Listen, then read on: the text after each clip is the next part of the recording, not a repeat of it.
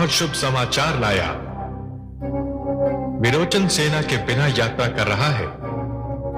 इससे हमारा कार्य और भी सरल हो जाएगा। और यह भी बहुत शुभ है कि दैत्य गुरु शुक्राचार्य भी असुरलोक में नहीं है। सत्य कहते हैं आप। वे हमारी राह का रोड़ा बन सकते थे। मैं स्वयं भी किसी ऐसी अवसर की खोज में था। अवसर स्वयं चलकर मेरे पास आ गया।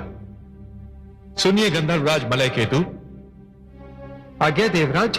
आप इसी क्षण सूर्यदेव के पास जाएं और उन्हें हमारा संदेश दें कि देवताओं की श्रेष्ठता को बचाने के इस अभियान में उन्हें उनकी भूमिका निभाने का समय आ गया है। जो आज्ञा देवराज। उनसे कहिए कि मैं उनसे कोई लंबी चौड़ी मांग नहीं कर रहा हूं। केवल इतना चाहता हूं कि विरोचन जब यात्रा को निकले तो सूर्यदेव अपना तापमान इतना बढ़ा ले कि उनकी किरणों पर अग्नि ज्वालाओं का धोखा होने लगे। उसे इतनी भयंकर प्यास का आभास हो, यात्रा को जारी रखना उसके लिए असंभव हो जाए और मार्ग पर कहीं किसी स्थान पर उसे रुकना ही पड़े। सूर्यदेव बस इतना कर ले, उसके उपरांत मेरा कार्य आरंभ होगा। जाइए। आदेश का पालन होगा देवराज।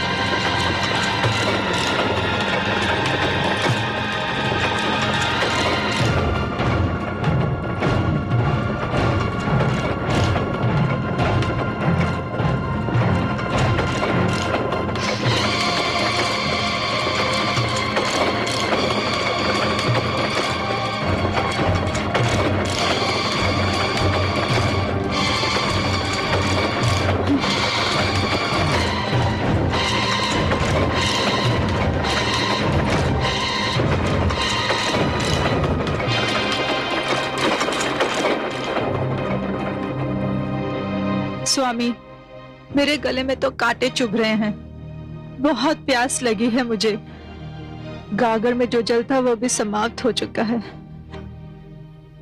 और ताप भी बहुत अधिक है आज। सत्य कहती हैं आप। लगता है सूर्य देव ने अपनी सारी किरणों का भंडार आज ही लुटा देने का निश्चय कर लिया है। कहीं कोई कुआं ताल भी दिखाई नहीं दे रहा है।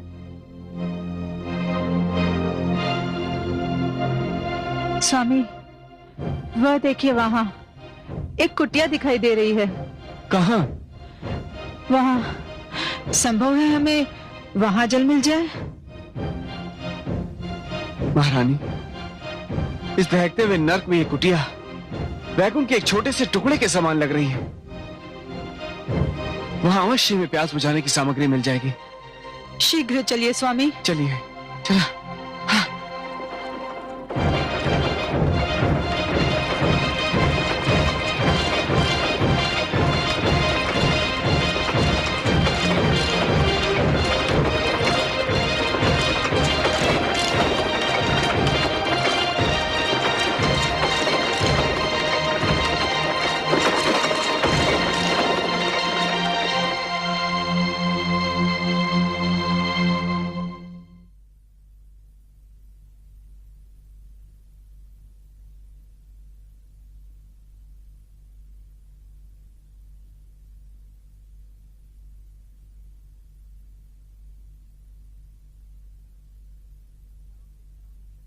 क्या हम भीतर आ सकते हैं?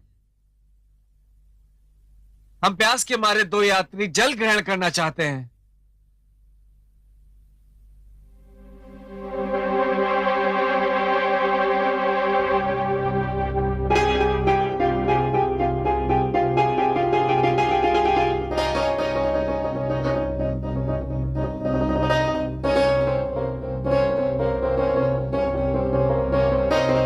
पधारिए यात्रीगण। ऋषि की कुटिया के द्वार तो सबके लिए खुले होते हैं। प्रणाम ऋषिदेव। प्रणाम ऋषिवर।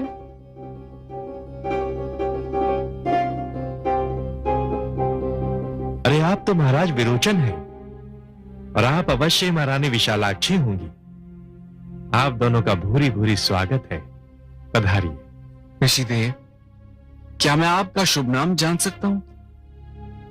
ये सब औपचारिकता तो होती ही रहेगी, किंतु मैं देख रहा हूं आप दोनों पसीने में तर हैं, बहुत प्यासे भी। पहले थोड़ा जल ग्रहण कर लें, परिचय भी हो जाएगा। शिष्य, अतिथिगण की प्यास बुझाने का प्रबंध करो। क्या तुम देख नहीं रहे कितने प्यासे हैं दोनों?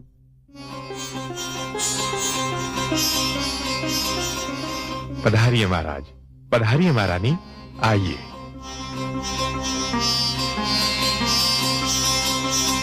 पधारिए, आइए।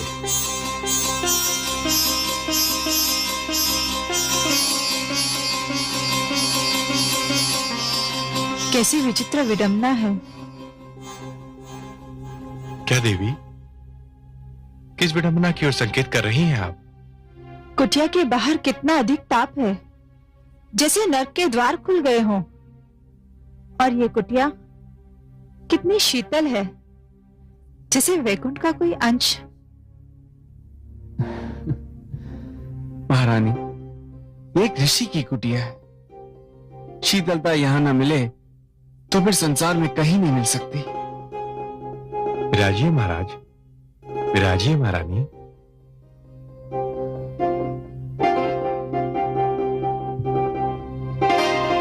लीजिए, जल आ गया। अतिथिगण जल ग्रहण करें। ये जल भी बहुत शीतल है, सारे जीवन की प्यास बुझा देगा। मुझे विश्वास है ऋषिदेव। लीजिए स्वामी।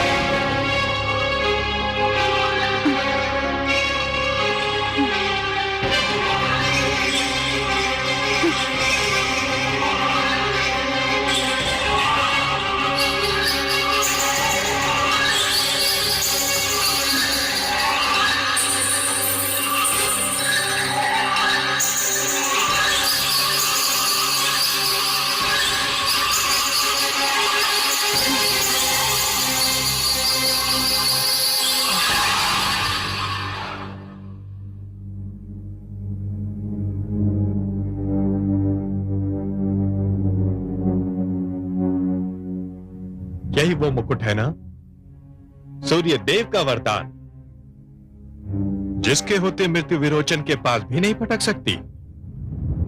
शिष्य मलयकेतु, फेंक दो इसे ले जाकर कुएं की गहराई में। शीघ्र अतिशीघ्र हमारे आदेश का पालन हो। जाओ। जो आगे देवराज।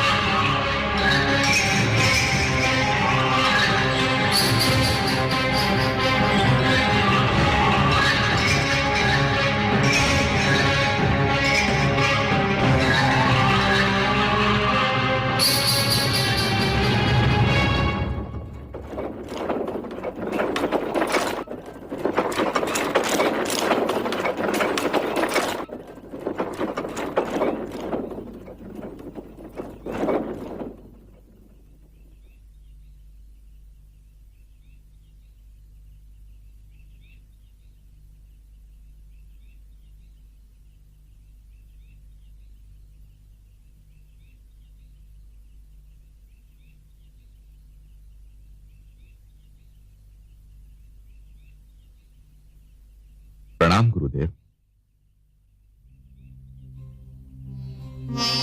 आयुष्मान भव।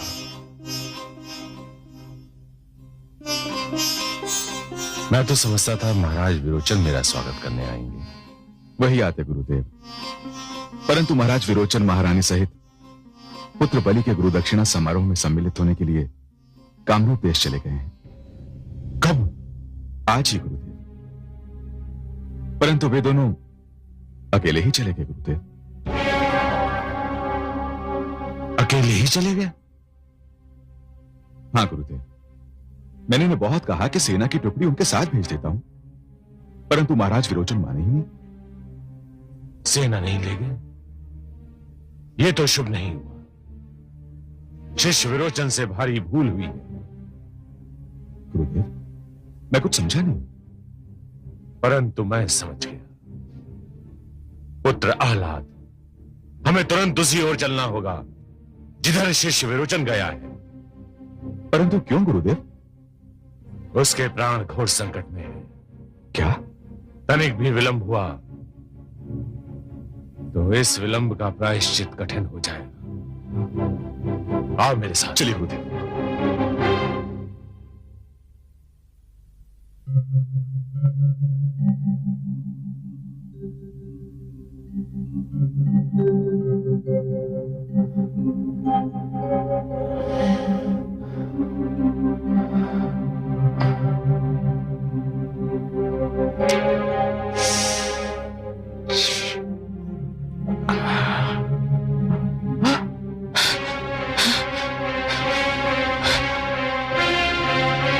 मेरा स्वर्ण मुकुट।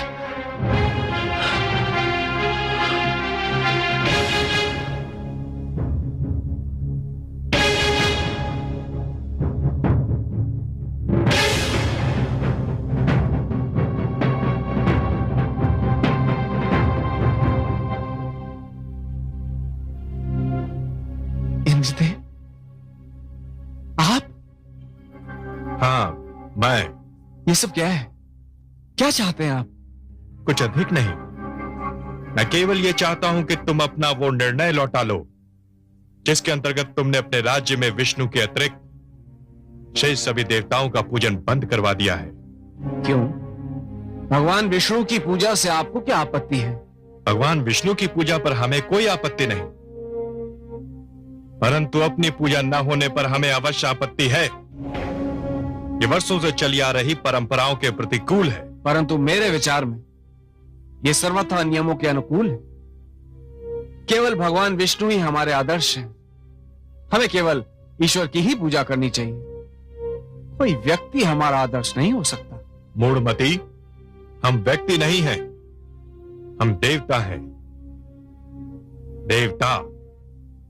मैं जानता हूं कि आप देवता हैं, पर क्या मैं जान सकता हूं कि देवता होकर आपने इतना गिरा हुआ कार्य क्यों किया? क्या गिरा हुआ कार्य किया है मैंने? ऋषि का वेश धारण करके प्यासे यात्रियों को ठगना क्या देवताओं को शोभा देता है? ये नीति है। यदि नीति के नाम पर देवता भी छल करने लग पड़े तो मानवों दैत्यों और देवताओं में अंतर ही क्या रह जाएगा? विवाद में समय नष्ट मत करो सम्राट विरोचन। तुम अपना निर्णय वापस लेते हो या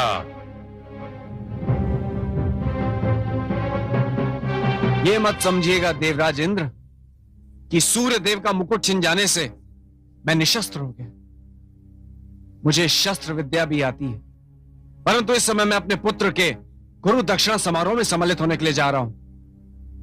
मुझे लौट कर आने दीजिए, फिर यह निर्णय भी हो जाएगा कि मुझे अपना आदेश लौटाना है या नहीं।